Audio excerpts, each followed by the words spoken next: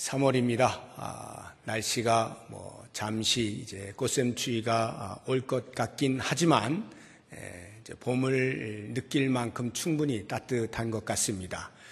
산에도 이렇게 몽우리가 막 피어오르는 그러한 시절입니다. 3월에 제가 한 달 동안 여러분과 함께 말씀을 나누고자 하는 주제가 있습니다. 용서입니다.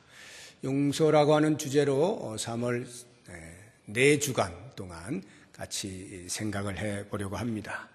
우리가 구원의 즐거움을 회복하는 일에 있어서 우리도 모르는 사이에 어떤 연유로 인하여 구원의 즐거움이 사라졌다라고 할 때에 점검해 보아야 할 요소 중에 하나가 이 용서입니다. 두 가지로 우리가 나눠볼 수가 있는데요. 하나는 용서 받는 부분과 또 하나는 용서하는 부분입니다. 나는 누구로부터 용서를 받았는가 하는 부분, 그리고 나는 누구를 용서하였는가 하는 이 두 부분을 점검해 보면 우리의 구원의 즐거움을 다시금 회복할 수 있는 기회가 있을 수 있겠다 하는 것입니다. 그래서 오늘과 다음 주 2주간 동안은 용서받음에 대하여서, 그리고 세 번째 주, 네 번째 주에는 용서하는 것에 대해서 같이 생각을 해 보겠습니다. 용서를 받는 것에도 두 가지가 있죠. 하나는 하나님으로부터 내가 용서를 받는 것, 그리고 또 다른 하나는 다른 누군가로부터, 다른 사람으로부터 내가 용서를 받는 것, 이렇게 둘로 나누어지는데요. 오늘은 하나님으로부터 용서받음에 대해서 함께 생각을 해보도록 하겠습니다. 이미 우리는 이 주제를 가지고 이야기하면서 다윗이 어떻게 하나님으로부터 용서를 받았는가, 그래서 어떻게 구원의 즐거움을 회복하였는가 하는 부분을 많이 살펴보았습니다. 다윗을 통해서 하나님으로부터 용서를 받지 못한 상태에 있을 때 사람이 어떠하다는 것도 잘 보았습니다. 눈이 흐려지고 기력이 쇠하고 마음이 두려워지고 불안해지고 손발이 떨리고 살이 썩는 듯한 그러한 삶을 살고 늘 주야로 슬퍼지고 어깨에는 무거운 짐이 눌려지는 것 같고 진액이 다 빠져서 여름 가뭄의 마름처럼 되어져 버리고 심지어는 우리의 뼈가 썩어 들어가는 듯한, 으스러지는 듯한 그러한 고통의 시간들을 보낸다는 것을 우리가 말씀을 통하여 미리 다 보았습니다. 이제 오늘은 이 용서받는다라고 하는 것을 다윗이 아닌 오늘 본문의 말씀, 이 요한 공동체 안에서 사도 요한이 그 공동체 성도들에게 보낸 편지의 내용을 통해서 같이 한번 생각을 해보려고 합니다. 같은 주제라 할지라도 또 말씀을 통하여서 새롭게 또 들었으면 좋겠습니다. 사도 요한이 당시의 공동체 성도들에게 편지를 쓰면서 그 성도의 정체성에 대하여서 하나님과 사귐이 있는 자라고 표현을 해 놓았습니다. 하나님과 사귐이 있는 자를 성도라고 하는데요. 이 성도가 하나님과의 사귐을 통하여서 구원의 즐거움을 누리게 되어 있는데 그것을 막아서는 것이 있습니다. 죄입니다.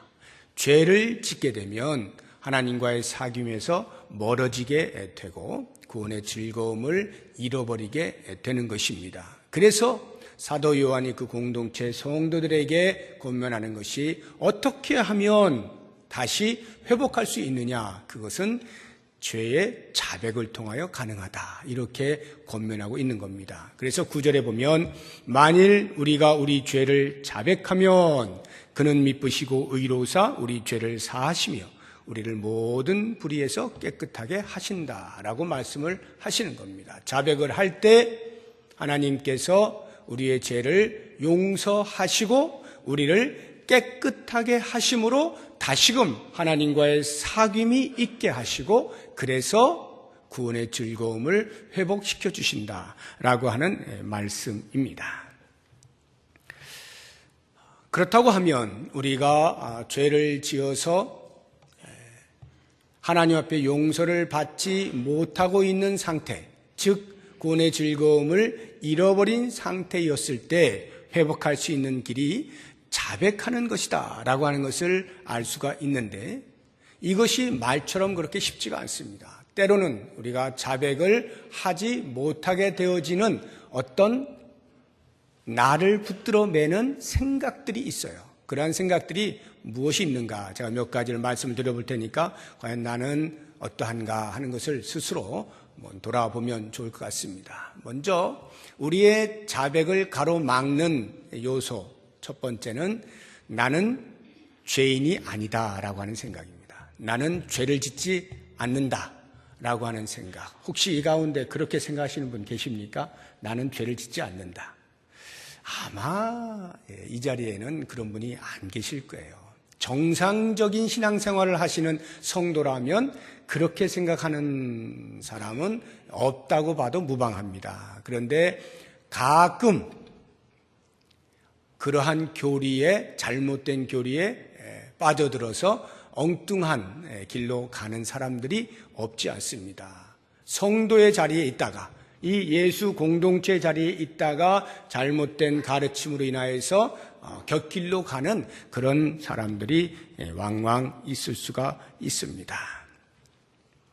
제가 이 죄 없다라고 하는 이 부분을 예수 안 믿는 사람에게 적용시키고 있는 것은 아닙니다. 예수 안 믿는 사람 가운데 가끔 그렇게 생각하시는 분들이 계셔요. 나는 죄 없다. 나는 죄 짓지 않고 산다. 지금까지 난 한평생 깨끗하게 살았다. 다른 사람에게 해코지하지 않고 살았다. 나름대로 정직하게 살고 바르게 살려고 애썼다. 이렇게 말씀하시는 분들을 제가 가끔씩 만납니다. 그래서 전도를 할 때 보면 우리가 하나님의 그 크신 사랑을 이야기하려면 반드시 우리 인간이 얼마나 큰 죄인인가를 이야기하게 돼 있잖아요. 이런 큰 죄인임에도 불구하고 하나님이 우리를 이렇게 사랑하셨습니다. 말을 해야 되는데 인간은 모두 죄인입니다. 라고 하면 내가 왜 죄인이냐 이렇게 반문하시는 분들이 가끔 계신단 말이죠. 내가 한평생 다른 사람 것 훔쳐본 적이 없고 다른 사람에게 나쁜 짓 해본 적이 없는데 왜 나를 죄인이라고 하느냐 이렇게 말씀하시는 분이 계셔요. 그런 분들 제가 충분히 이해가 됩니다. 왜냐하면 그분들은 하나님을 모르기 때문에, 무엇이 죄인지 성경이 이야기하고 있는 그 죄의 정의를 제대로 알지 못하기 때문에 얼마든지 자기의 양심을 따라 나름대로 최선을 다해서 살았던 사람이라면 그렇게 반문할 만도 합니다. 그건 모르니까 그렇게 이야기할 수 있어요. 그런데 성도로서 나는 죄가 없다라고 말하는 경우가 있다 이 말이죠. 그 경우가 바로 잘못된 교리에 의해서 곁길로 나가는 경우인데요. 그 당시 이 요한이 섬기던 요한 공동체 안에도 그런 부류의 사람들이 있었어요. 그래서 사도 요한이 경계를 하게 만드는 것입니다. 그런 사람들이 누구였냐면 영지주의자들이었습니다. 영지주의자들은요, 영적인 것을 아는 지식, 이걸 말하는 게 영지인데요. 영적인 지각력이 있게 되면 육체가 짓는 죄로부터 영향을 받지 않는다. 그래서 모든 죄로부터 자유하게 된다라고 하는 교리를 가르쳤어요. 그래서 이들은 영육이라고 하는 이원론의 근거에서 영이 구원을 받았으면 육은 악한 것이기 때문에 어차피 어떤 경우에도 이 구원받은 선한 영에 대하여 영향을 미치지 못한다라고 가르친 겁니다. 그러니까 이런 가르침에 의하면 내 영이 이미 영적인 지각력이 있어서 선하게 되었으므로 육체적으로 어떤 죄 가운데 있다 할지라도 아무 상관이 없는 거예요. 그래서 나타나게 된 현상이 쾌락주의입니다. 쾌락주의. 마음껏 즐기자. 어차피 이 육체는 악한 것, 선한 영에 영향을 미치지 못하는 것이니까 마음껏 즐겨도 된다라고 하는 쾌락주의에 빠지게 된 것입니다. 이러한 영지주의의 영향이 이 사도 요한이 섬기던 그 요한 공동체에 미치게 된 것입니다. 그래서 일반 성도들이 혼란스러워지게 된 거죠. 그런데요, 그것이 그 당시에만 있었던 게 아니라 그 영지주의자들의 후계자들이 오늘날에도 여전히 있습니다. 이단이죠, 물론. 대표적인 것이 구원파입니다. 여러분이 가끔씩, 요즘은 또 좀 잘 안 보이는데, 한동안 버스 이렇게 보면은 광고판에 크게 해서 박옥수, 장충체육관, 잠실체육관, 여기서 이렇게 집회하는 그런 거 혹시 보신 적 있으신지 모르겠어요. 그 박옥수, 개통. 그쪽이 다 구원파입니다. 거기서 주장하는 것은 구원을 받으면 더 이상 죄와 상관이 없다라고 하는 완전 성화론을 이야기를 해요. 그래서 사람들이 그리로 많이 빠져들어요. 왜? 기성교회에서 예수님의 피로 인하여서 구원을 받았다라고 말을 하고 죄상을 받았다라고 말을 하고 기쁨이 있다라고 말을 하는데 금방 또다시 내가 짓는 죄로 인해서 괴로워지는 겁니다. 자괴감이 생기는 겁니다. 그래서 인상 쓰면서 살고 있는데 구원파에서 이렇게 이야기하는 거예요. 한번 구원을 받으면 더 이상 죄의 영향을 받지 않는다. 그러니까 지금 내가 설령 죄를 짓고 있다 할지라도 나의 구원에는 아무런 상관이 없는 것이로구나.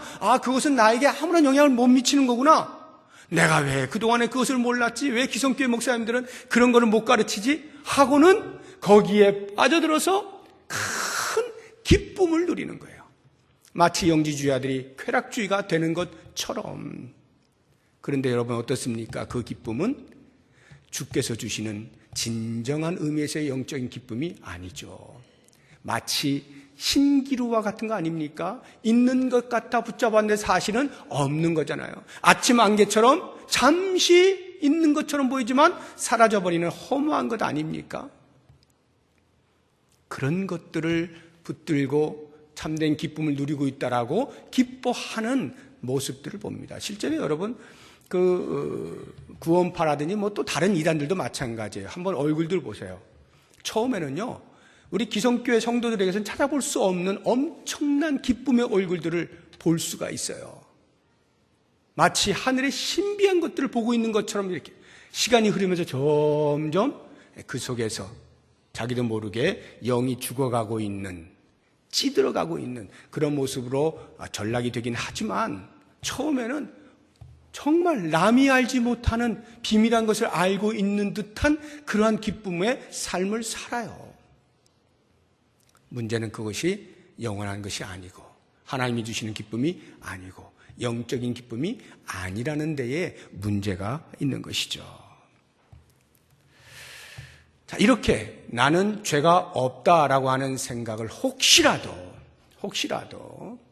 또는 이런 잘못된 교리에 귀를 쫑긋 세우고 혹시 진짜 그것이 맞는 것 아닌가 이런 생각을 하는 일이 없기를 바라고요. 우리의 일상의 삶에서 짓게 되어지는 죄들이 어떠하든지 주 앞에 가져 나와서 또 자백을 할 수 있어야 하는 것입니다.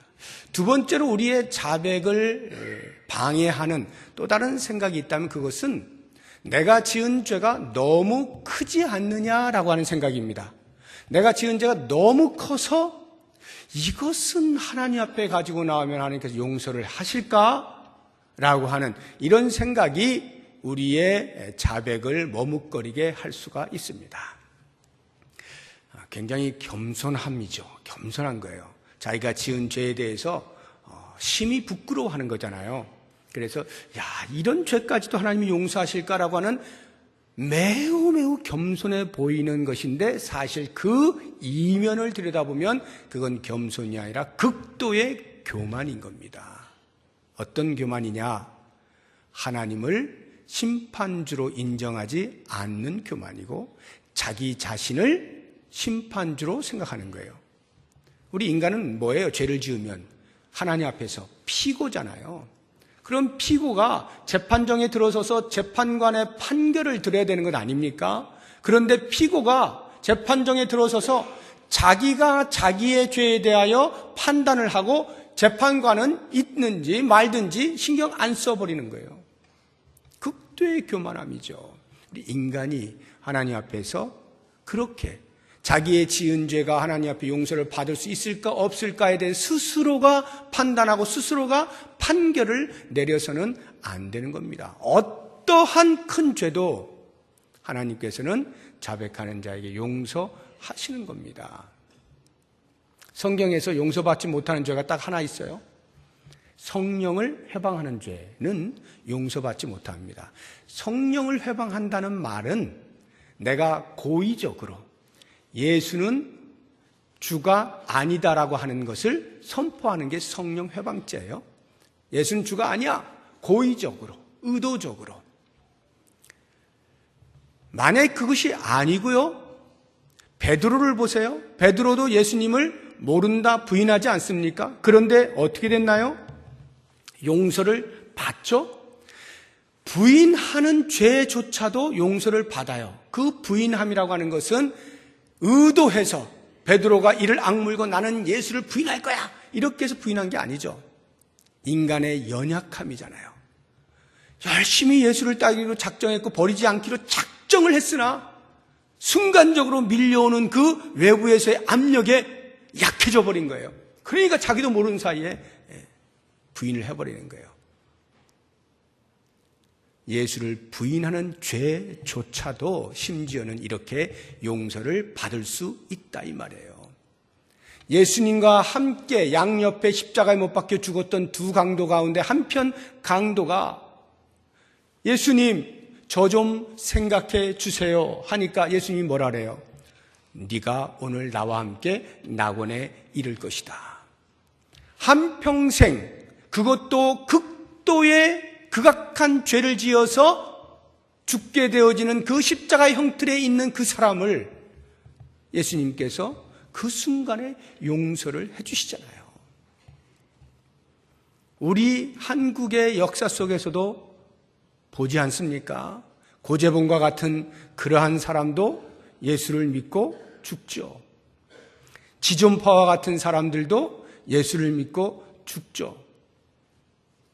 한때 떠들썩했잖아요. 인육을 먹고 사람 같지 않은 그러한 파렴치한들이 교도소에서 복음을 듣고 변화되어져서 예수를 믿고 형장의 이슬로 사라질 때 아멘 할렐루야 하고 가요. 우리는 그런 장면을 볼 때 한편으로는 정말로 하나님의 은혜가 크다라고 생각하지만 또 다른 한편으로는 기분이 굉장히 나빠요. 야, 하나님이 너무 비상식적이시다.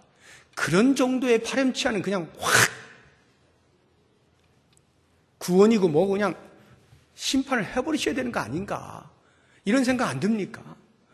아니 그걸 용서한단 말이야.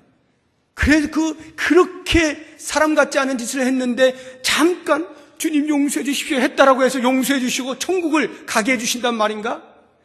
기분이 나쁠 수가 있어요. 너무 우리 하나님이 비상식적이다 라는 생각이 들기도 해요. 한편으로는.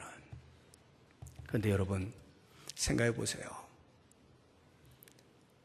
우리가 그 사람을 파렴치하다라고 하는 것은요, 비교를 해보니까 나는 그 정도로 악하지는 않거든요. 세상에서 이야기하고 있는 죄의 경중을 보니까 그 사람보다 중하고 있지는 않다라는 느낌이 드니까 그런 말을 하는 거예요. 그런데 사실은 하나님 앞에서 그 인간이나 이 인간이나 다를 바가 없어요.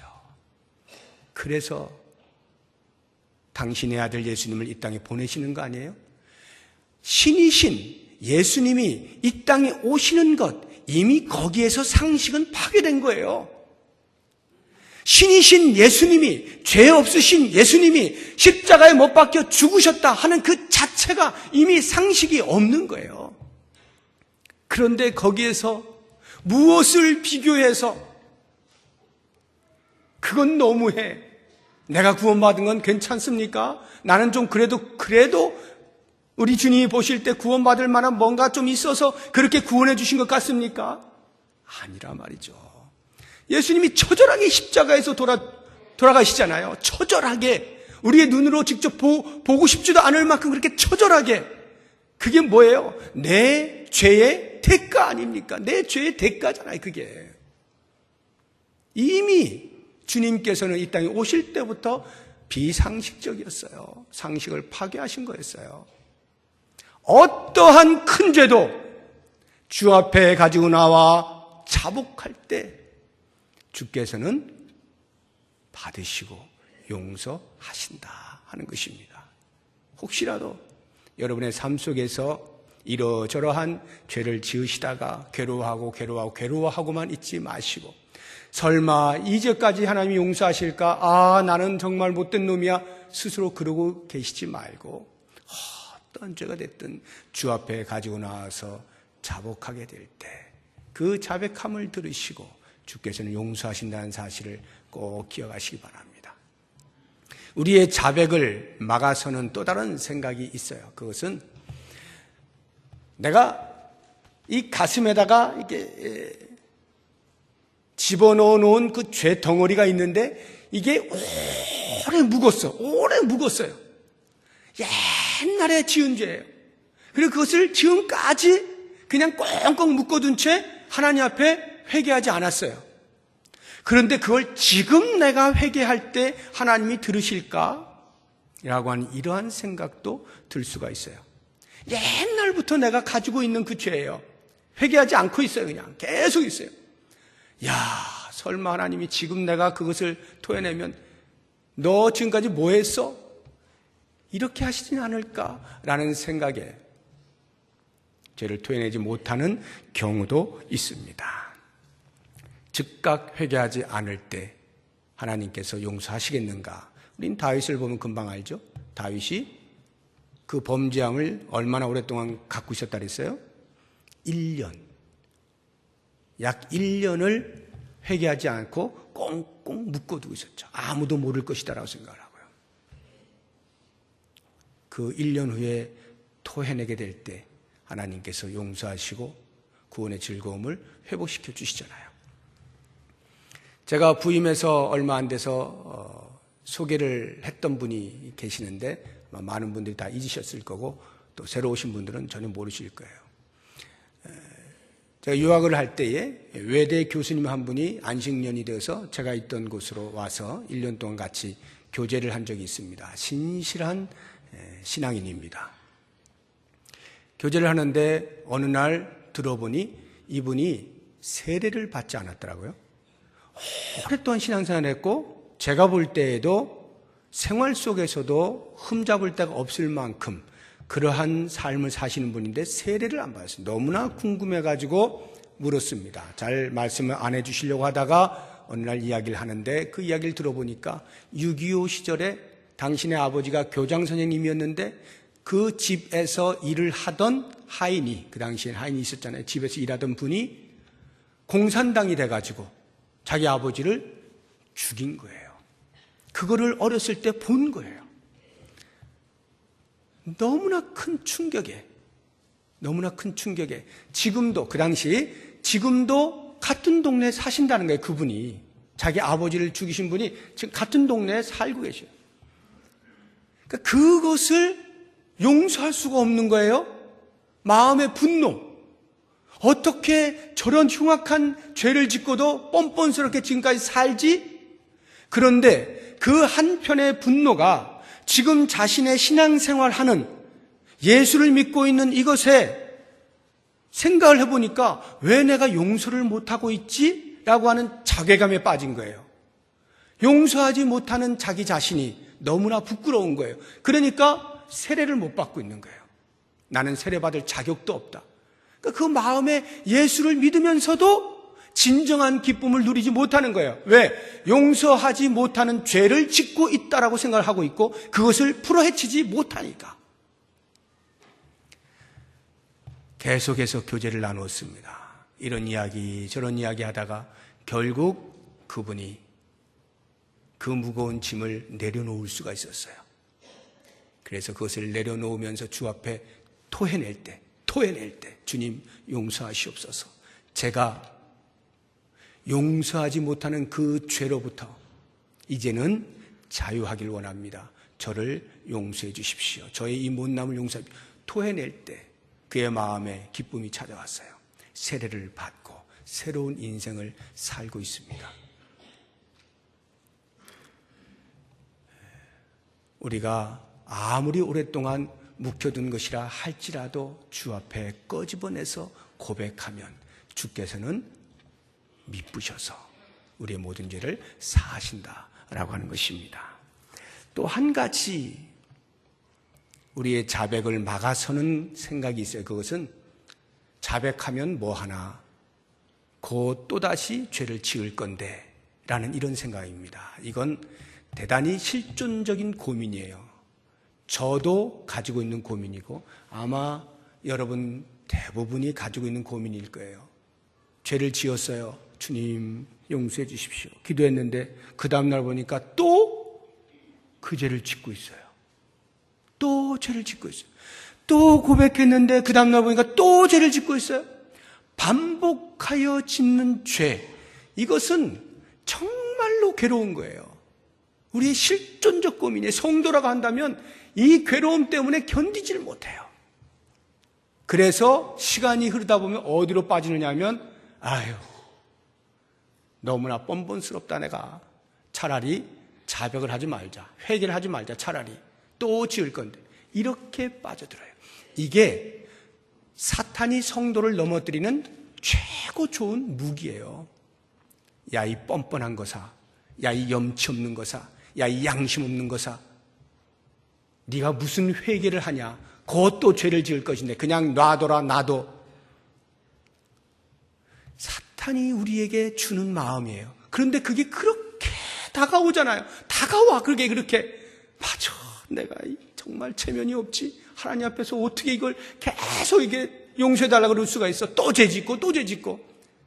참 염치도 없는 놈이야 하면서 포기하면 기쁨도 완전히 사라지게 됩니다. 여러분 어떻게 됩니까? 생각납니까? 자백하십시오. 생각납니까? 자백하십시오. 단 자백을 할 때 이렇게 자백해야 됩니다. 하나님 또 죄 지었네요. 한 하루 후면 또 내가 분명히 이 말을 할 텐데 하나님 일단 하여튼 제가 용서를 구합니다.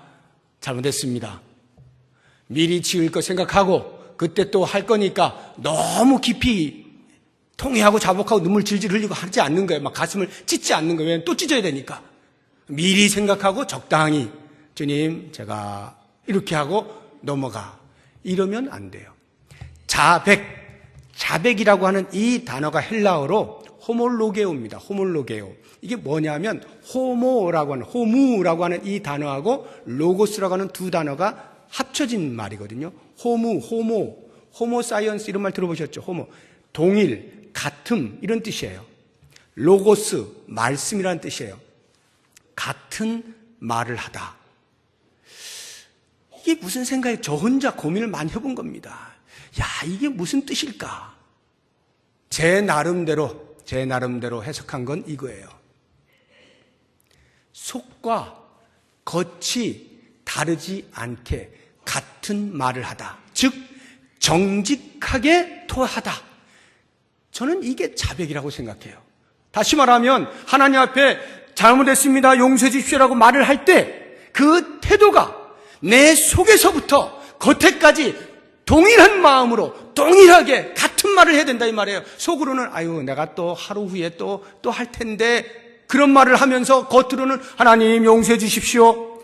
다른 말 하면 안 된다. 이건 자백이 아니라는 거예요. 자백에는 정직함과 진실함과 진지함이 들어가야 돼요. 그렇게 자백을 할 때 그것이 하루에 10번이든 100번이든 우리 하나님은 그 자백을 받으시고 용서하시는 거예요. 그러니까 여러분 자백할 게 그렇게 많으십니까? 하십시오. 그리고 잠자리에 들기 전에 이렇게 기도하세요. 생각나는 모든 죄 하나씩 다 용서를 구하시고 제일 마지막에 하나님 제가 미련해서 기억나지 않는 죄도 용서해 주십시오. 그 생각나지 않아서 용서를 구하지 못하는 죄에 대해서까지도 진지하게 같은 말을 하라고요. 하나님, 용서해 주세요. 이게 자백이에요. 그렇게 자백을 할 때 우리 하나님이 용서를 하셔요. 자, 그러면 이 자백이 우리의 죄 용서의 근거이냐라고 하는 부분, 이 부분만 하고 말씀을 마치겠습니다. 우리의 자백이 죄 용서를 받는 근거가 되느냐? 너희가 만일 죄를 자백하면, 우리가 우리 죄를 자백하면이라고 하는 이 조건이 우리의 죄 용서함 받는 근거냐 이 말이에요. 그렇지 않습니다. 이것은 수단이에요. 도구예요. 근거는 뭐겠어요? 근거는 오늘 말씀 보시니까 9절 보세요. 만일 우리가 우리 죄를 자백하면 그는 미쁘시고 의로우사 우리 죄를 사하시며, 우리 죄를 사하시는 근거는 하나님의 미쁘심과 의로우심에 있습니다.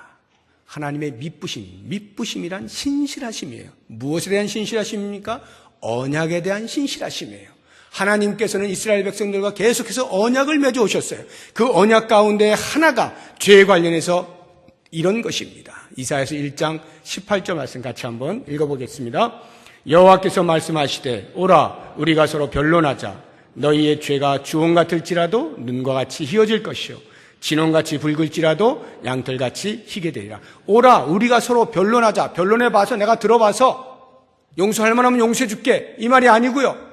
주홍 같을지라도 진홍 같을지라도 아무리 붉어도 양털같이 흰눈같이 희게 해줄게, 없는 걸로 해줄게. 와, 오기만 해, 자백하기만 하면 내가 해줄게. 하나님의 약속이에요. 이 신실하심, 이 미쁘심과 의로우심이 근거가 되어서 우리의 자백을 수단으로 우리의 죄가 용서함을 받는다 이 말이에요.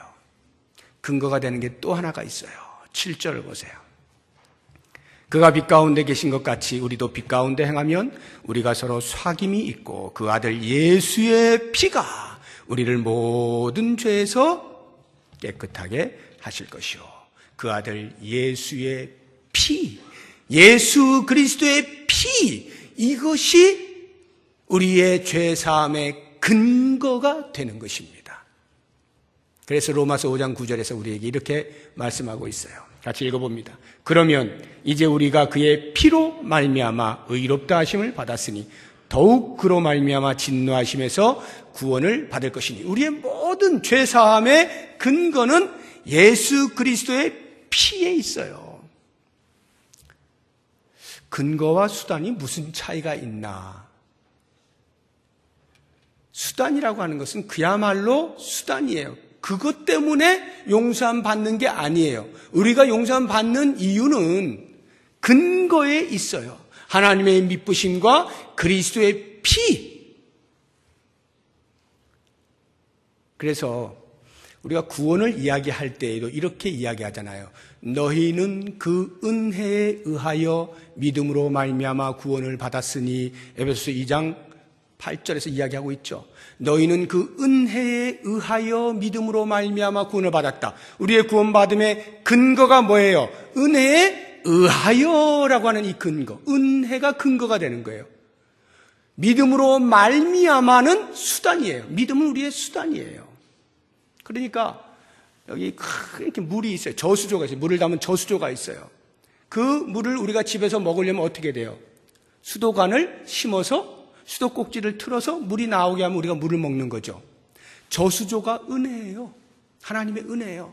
수도관이 믿음이에요. 물을 틀면, 수도꼭지를 틀면 물이 나와요. 그게 구원이에요. 우리가 구원을 얻는다는 것은 수도꼭지 때문에 얻는 게 아니에요. 저수조에 물이 있기 때문에, 그것 때문에 우리가 물을 먹는 것처럼 구원이라고 하는 것은 하나님의 은혜, 우리를 향하신 하나님의 은혜 때문에. 그런데 그 받아내는 수단이 뭐라고요? 믿음이라고요.